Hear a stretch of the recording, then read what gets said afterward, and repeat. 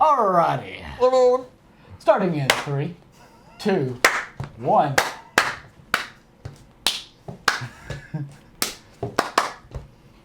Starting in 3.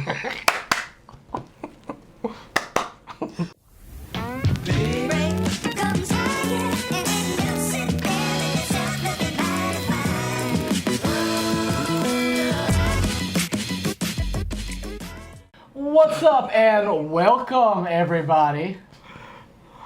Today we'll be doing our top 5 death scenes in both movies and games. And I have a TV show, so we'll throw TV shows in there too, I guess. Yeah. Sure, we'll do that too. Death scenes in media. Yes. We'll say that. Robbie Ross. My name is Robbie. I am joined along with my friends. Zach Dykes. And Derek Diamond. Alright guys, let's go ahead and dive right into it. Derek, what is your number 5? I had to include a funny one. So my number 5 is the Samuel L. Jackson death scene from Deep Blue Sea. That is a good... I thought about putting that one in. Well, it's just, you're seeing this like really passionate speech and then just all of a sudden, and you're just like, what happened? and it kind of gave you the feeling that no one is safe in that entire movie. And Exactly. just, it's one of the funniest death scenes, and to me it's probably the funniest. Oh, yeah. Because it's the first one that comes to mind, so. I almost used that, but I was like, no, I'll go some different directions. So that's my number 5. Okay. My number 5 takes a little bit more somber. It comes from an animated movie called The Iron Giant. Oh. The breakout role for the greatest actor to ever act on anything. I'm talking about the great Vin Diesel, of course, playing the Iron Giant, having lines such as rock, tree, and Superman. You can't get any better than that. So. I did. Well, I'm saying Groot. So he had close to 5 words. But the Iron Giant death, very interesting movie. I really liked it. But the Iron Giant sacrificing himself to protect everyone was a big moment in my childhood because he was indestructible, but this one thing destroyed him, but he saved everybody. This kid that he loved, he sacrificed himself when he could have just like, oh, I'm just gonna stay over here. I'll live through this. But yeah. It was a very sad Yeah. death. Very underrated movie. It is. I hope they don't make another one. I heard rumors. I'd leave it alone. I would too. Yeah. Some things are meant to be.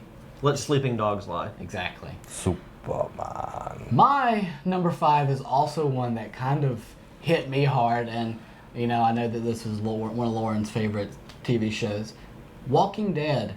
I had Dale as my number 5. The old man that sits on the camper and watches. Mm-hmm. Oh yeah, I totally forgot about him. Because I was like, oh, this is one of my favorite characters because he was always, you know, so compassionate about others, but he wasn't afraid to stand up for, you know, the good of the group, especially against Shane. And You mean the Punisher? yeah, Frank Castle. Yeah, Frank Castle. Frank Castle.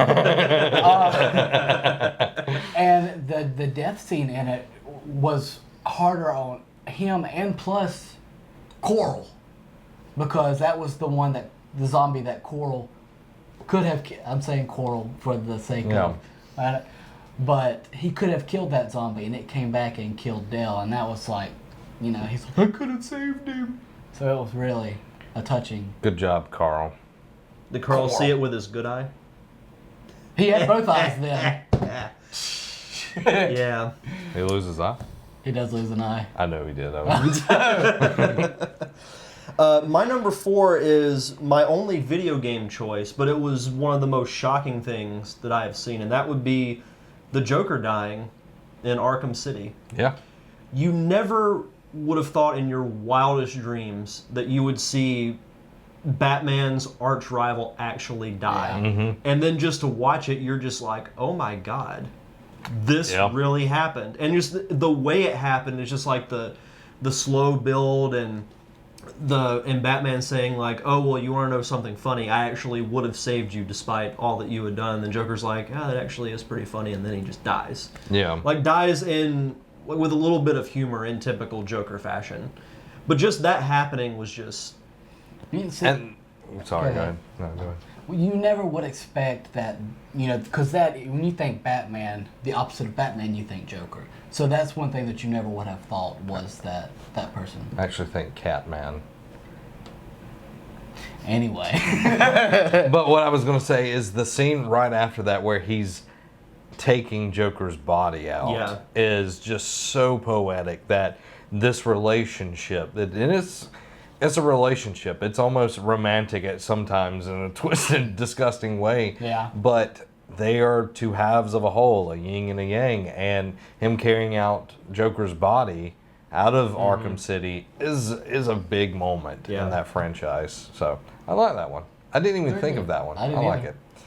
My number 4 comes from my favorite series on Netflix. One of my favorite series. I can't say my favorite because Daredevil's out there now. Yeah.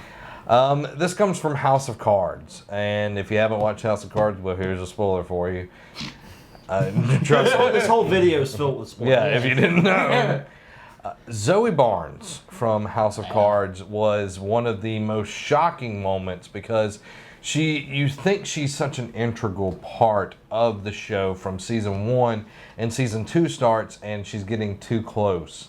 And the scene that happens where Frank and her are meeting in this walled off part of a subway, and he's asking her, are you going to keep pursuing this? And she pretty much says, yes, this is what I want to do. And you hear the subway coming, and she's standing like right there, and he just goes, poof, and the subway just smacks her and kills her. Like, oh my God! And the thing about this is when I was working with Milton High School. We were during band camp, and they were playing games or whatever, and I'd been like binging on my phone anytime I could, and I was watching. And that happened, and I just screamed, and like everybody looked at me, and I was like, House of Cards, and like the whole time I've been talking about House of Cards, I'm like. So my number 4 is Zoe Barnes from House of Cards. That is a big one. My number 4 comes from another one of those like super serious, sad moments. I'll never let go. Jack freezing. The Ripper? The Ripper. Jack from Titanic. Because there was definitely room on that door for both of them. It was a needless death. Like he should not have died, but he did. And that was always one of those where it was just kind of like, because they built those two characters together for that entire movie, and then, you just see Jack. But at least he did get to paint Rose like one of his French girls. Yeah. Yeah. Butt naked. Yeah. And I don't think I watched it once, maybe. Seen it about 3 times. Like when it came out, of course, I think we were in 3rd or 2nd grade. You were like 50 at that point in time. We were still getting the early bird specials. But I know me and my mom went over to Louisiana to spend Thanksgiving with some of my family over there. And they're like, oh, you need to watch Titanic and everything. And then it starts, and then there's like, boom, and all of that. And my mom's like, go to the other room. And I'm just like, so they watched Titanic while I played a computer game. That was actually one of the first movies that I ever saw cheered. boob. That too. I was really young. I think I was about 4th or 5th grade whenever I watched it for the first time. And you see when the water's going in, and you see all those bodies, and you see the kids that she's reading to them because she knows that they're going to die. I was like, that hit me. I was like, good. And went all Zach on it. Hey, I didn't cry at Titanic. I did. I cried at deaths that actually mean something. But yeah, people that aren't real. Well, speaking of deaths that mean something, this one was like the first death scene that I remember seeing in any type of movie. And that would be the death of Mick, Rocky's manager in Rocky. Yeah. That was so sad. Like him just getting pushed by Clubber Lang or whatever, and then he's just laying, on the bench, and you can tell he's about to die, and Rocky doesn't have the heart to tell him that he got the crap beat out of him. So he's like, yeah, the fight's over, it ended in the 2nd round, and Mick's just like, oh, that's good. And then he just kind of withers, fades away. Did he, like, the clothes go down? And yeah, it was like a whole Yoda thing. I like that. Yeah. I'm glad that they pulled that reference in to Rocky. But no, like that was one of the most pivotal scenes in that entire franchise. Yeah. I agree. Yeah. So that's my number 3. My number 3, I'm going to change my number 3. Audible. Audible.com. Omaha. My number 3 is something that actually made me cry uncontrollably. And this is from Doctor Who. You know where I'm talking about. Rory. Just say it. And Amy, when they get zapped back, like, it was just, it was unbearable, like, knowing what was going to happen, because when the doctor ran back to get that page or whatever, like, I knew, I just started tears. I saw it. I think I saw it a few days before you did, and I was like, oh my God. You're like, Zach is going to be a baby about this. Stephen Moffat ripped your heart out, put it in a blender, and just... Yep, exactly. So my number 3 is Rory and Amy. That's a good choice. I didn't even think of that one. Yeah, I'm glad I changed it from that one. That one did shock me, though. It did, Yeah. me too. Yeah. I'll just say it was originally Professor X in X-Men 3, but yeah. One of the biggest from my childhood was Mufasa. Ooh, that's a good one. Say it again. Mufasa. But just how, like, not so dark, but like Scar just standing over him and then just goes. You mean Alfred? Yeah. Jeremy Iron standing over him and then he just lets him go and then you just see, holy crap. Simba, thank you. And I was just like, that was one of the biggest, like, I guess plot twists that I'd ever seen at that point in time. And it was just kind of, it hit me. That's a good one. It is a good one. It's a very good one. Hakuna Matata, my friend. Hakuna Matata. It means no worries. For the rest of your days. It's a problem free. Anyway. Carry on. Should have never said it.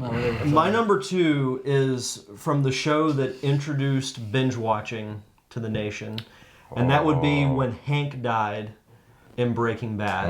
Yeah. You knew it was going to happen, but you still hated it. Mm-hmm. When they're all held at gunpoint, and Hank says one of my favorite lines in the entire show. He says, "Walter, you're the smartest man I've ever met, but you're too stupid to realize this guy made up his mind 10 minutes ago." And then... Yeah. And Hank dies. And he was one of my favorite characters on that show. Especially when he collected rocks. Yeah. he was bored at the time. He had a fascination with minerals. But no, that whole last season was just one gut punch after another.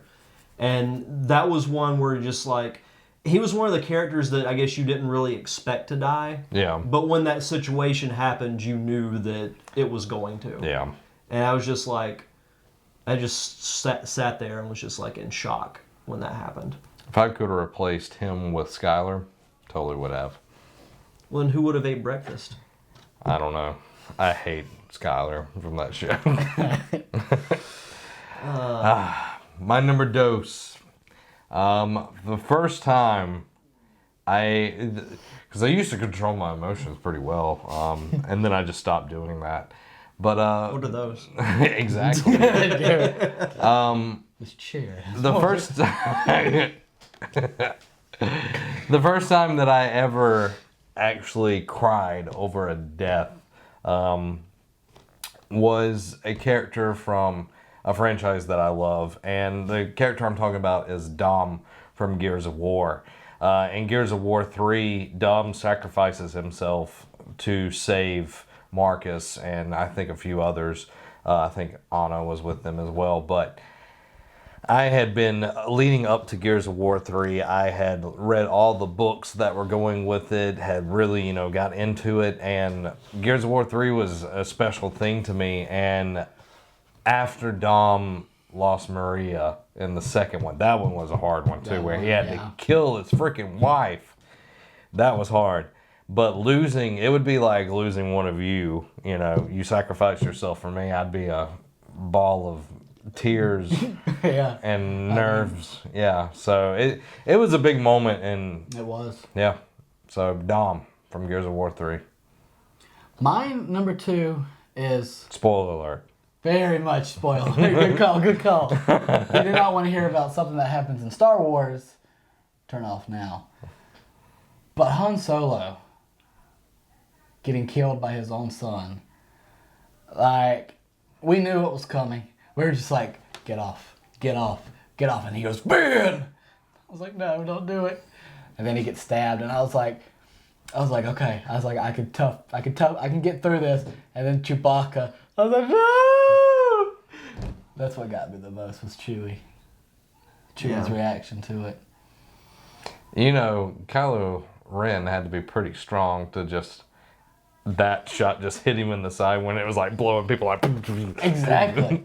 And then he's over here fighting, trying to, because, suffering and pain leads to anger and all that good stuff. So he was a tough cookie. Yeah. He might have been a crybaby, but he was a tough cookie. Yeah. I thought he was an interesting character. He was. But no, that's actually my number one, is Han Solo dying, just because, going off of what you said, you know it's going to happen. Mm-hmm. As soon as he sees Kylo Ren on the bridge, you're like, no, don't do it. Please don't around. Do it. Turn around. So every now and then I get a lot of people complain that they didn't care for how Han Solo died. Yeah. Because they wanted him to like go out like a badass and just like take the whole Falcon with him. Kind of like that guy did at Independence Day when he crashed it into the alien ship.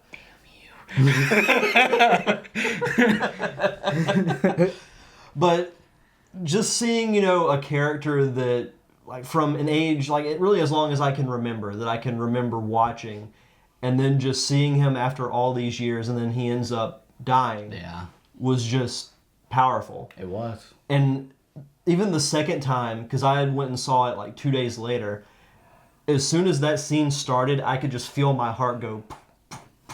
Mm-hmm. And it was just, it's been said by so many people, but it was really gut-wrenching. It was. And, for Kylo to fully, plunge into the dark side, he had to, because that was what was keeping him, in the light. And he's like, I need your help. And then, it doesn't show it, but how cool would it have been if it was actually Ben who activated the lightsaber? What do you mean? Because there's not about Han. I meant Han. I'm pretty sure he did. Like if Han would have, because it didn't show him activate it. But how cool would it have been if Han was the one that did it?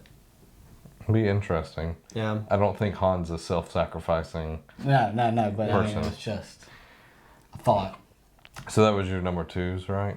Yeah. That was his 2 and my 1. Oh, your 1. Yeah. Okay. Well, I'm calling it audible just because y'all went on pretty long about that one. Mine originally was Han Solo. Yeah. But it made me remember one that hit me harder than the Han Solo one. And I cried for the Han Solo death. But this one's a book, all right? The New Jedi Order Vector Prime, part of the Yuzong Vong War, written by R.A. Salvatore.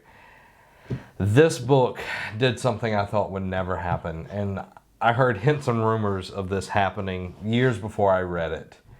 But when Salvatore decided to kill Chewbacca, and when it happened and how it happened, how Chewie sacrificed himself to save, I want to say it was Anakin or Ben. I can't remember which one. They were both there. Yeah. I think it was Ben. No, it was Anakin. Anyway, it was one of the Solo people. It wasn't the twins.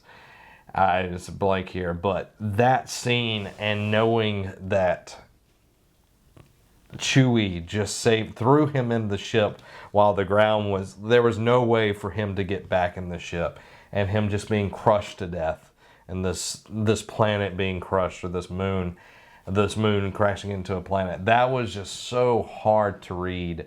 And you read further past that in books, Han does not forgive his son. Like, he holds a grudge against his son for a very long time for Chewie's death, because he caused his death inadvertently, and it's a very powerful thing. But wow. Yeah, it was really hard to read. So Chewbacca's death and Vector Prime.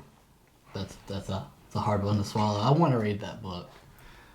Did you guys think when Han died that Chewie might just go full rage and go after Kylo Ren, and then he would kill Chewie too? That's what I was thinking. I was like, they better not do both. I just would have lost it. Like, I would have cried if both of them had died. That would have been too much for anybody to see. Yeah. I cried anyway. He did. Because I'm a man. I cried twice in that movie. Uncontrollably. It happens. My number one is one that didn't really make me sad, but it was like he was getting back at the aliens that were taking over. And Derek had already inadvertently spoiled my number one. But that is Russell from Independence Day. I'm back! And blows it up. Like, that was one of the most BA ways to go out in a movie or anything like that. And just seeing him, he just rips off his mask and just goes. It was beautiful. It was awesome. Yeah. I watched that movie a couple of weekends ago for the first time in like 15 years. I want to watch it again. It's so good. Not till the fat lady sings, though. No. Yeah. So guys, there's our top 5 death scenes. That top 5 was brought to one of our awesome group members, Lauren Strickland. We thank you, Lauren, for giving that awesome suggestion. Word. Shout out to Lauren. Yeah, thanks. And guys, if you have any suggestions for any top 5s, you can put them in the comments below. Or you can go to our awesome Facebook group at facebook.com/group/nerdcavenetwork and put your top 5s there. Let us know what your top 5 deaths are in the comments below. Robbie, where can they find us? We are all over social media. We are on Facebook, Instagram, and Twitter. I will not repeat the Facebook group because we just said it, but you can find a lot of our stuff there. So, Derek? We have several podcasts throughout the week. Every Tuesday we have the Nerd Cave podcast. Every Thursday is the Derek Diamond Experience. And on Saturdays we have our friends over at the Pop Culture Palette. We also have a lot of YouTube content. We do Let's Plays throughout the week. I do a Throwback Thursday Let's Play every Thursday. Monday we put out a portion of our podcast. And every Friday we put out a Top 5. Top 5 Friday. be sure to check out our website too, because all our content goes there, and also we have some awesome articles that are up. So be sure to check those out at nerdcavenetwork.com. Yeah. Guys, thanks for watching. This has been Zach. Derek. And Robbie. Have a week.